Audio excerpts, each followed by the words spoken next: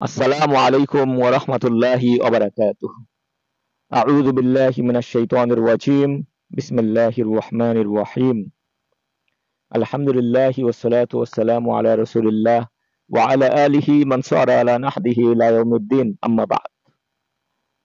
দিল থেকে আসবে যেদিন আল্লাহর ভয়, মুমিনের ঈমান সেদিন মজবুত হবে, শয়তান হবে ক্ষয়।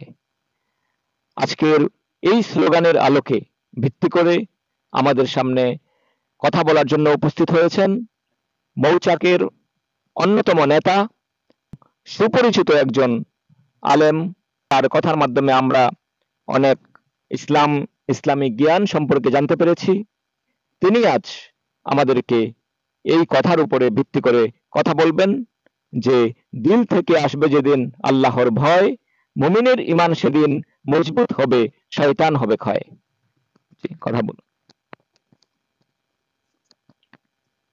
أعوذ بالله من الشيطان الرجيم بسم الله الرحمن الرحيم صلى الله عليه وسلم। এখন আসলে দিল থেকে বা মন থেকে যদি আল্লাহর ভয় না আসে, নিজের মধ্যে যদি আল্লাহর ভয় পুরোপুরি না আসে, তাহলে আমরা শয়তান থেকে বাঁচতে পারবো না। যদি আমার অন্তরে এই চিন্তা থাকে যে আল্লাহর হুকুম মতে যদি আমি না চলি, আল্লাহর আইন বিধান নিয়ম অনুসারে যদি আমি না চলি, তাহলে আমাকে জাহান্নামে পতিত হতে হবে। আল্লাহকে খুশি করেই আমাদের এই দুনিয়া থেকে চলে যেতে হবে। দুনিয়া থেকে চলে যাওয়ার আগে আমাদের কি হতে হবে? আল্লাহকে খুশি করতে হবে। তাহলে আল্লাহকে খুশি করতে হলে আল্লাহ রব্বুল আলামিনের ভয় যত বেশি থাকবে, আমরা তত বেশি দিলের পবিত্রতা বা পরিষ্কার পরিচ্ছন্নতা পাবো, যাকে বলা হয় আত্মশুদ্ধি।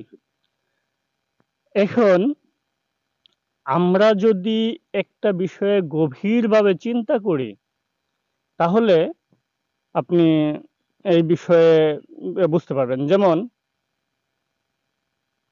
একটি ছোট গল্প আছে, যেমন একজন আলেমকে জেলের মধ্যে রাখা হলো।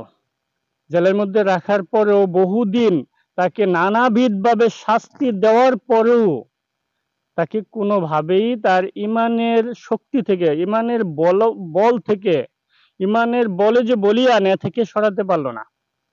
অথবা আপনি দেখেন সাহাবীদেরকে, যেমন হযরত বেলাল রাদিয়াল্লাহু তাআলা আনহু, হযরতে খুবাইব রাদিয়াল্লাহু তাআলা আনহু, এদেরকে জ্বলন্ত আগুনের কয়লার মধ্যে চিৎ করে রাখা হয়েছে, তারপরেও তারা কি হয় নাই?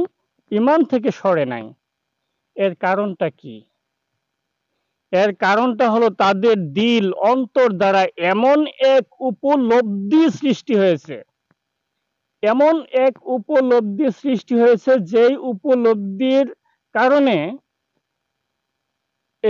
যে মৃত্যুর পরে জাহান্নামের আগুন যে কত বড় কঠিন হবে, কত কষ্টের হবে, এটা তারা অন্তর দিয়ে চিন্তা করে, গভীরভাবে খেয়াল করে, তারপর তারা অন্তরের উপলব্ধি অর্জন করেছে। যদি আমরা এইভাবে অন্তরের উপলব্ধি করতে পারি, তাহলে অন্তত কিছু না কিছু হলেও আমরা সফলকাম বা আত্মশুদ্ধি গ্রহণ করতে পারবো।